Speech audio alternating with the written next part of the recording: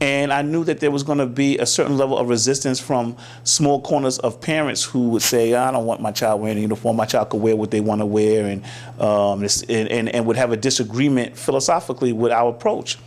So I said, if I can get past the first month, then I can really have a good chance of implementing this uniform policy.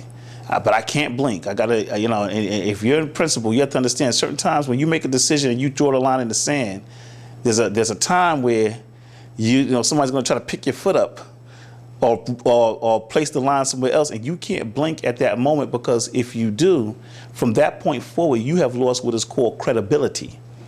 And in an urban school, you've lost what is called street credibility. So now when you make a decision, people know that they can usurp your authority or go around you. Then how can you possibly get anything done? It's school, only shoes, no jeans. It's school, only shoes, no jeans. No jeans. Where's your uniform, boy? Stop that shirt! You're rocking jeans, kid? Stop that shirt! You're rocking sneakers, boy? So the first day of school, the sixth graders, they came, they're the new students in the school. My school's middle school, grade 6 to 8. They came in their uniforms, and they looked so cute. Then the seventh graders, most of them came, maybe 10 of them were out of uniform.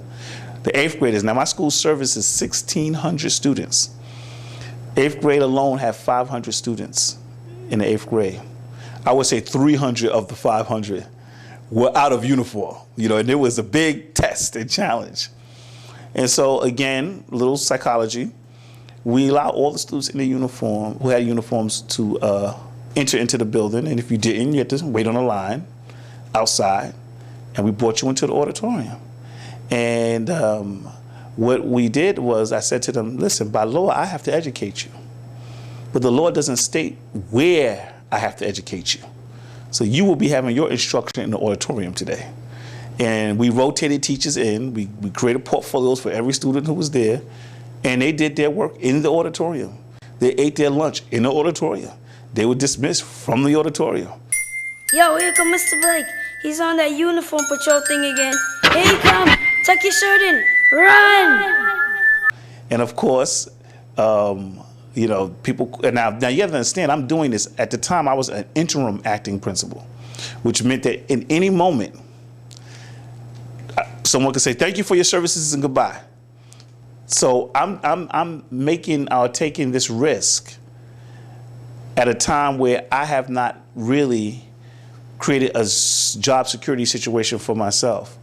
And there were some parents who complained to the powers to be in the Department of Education. I had some supervisors come down and see what I was doing, but I showed them that here's my portfolio, here's my work, this is what we're doing, and we didn't blink.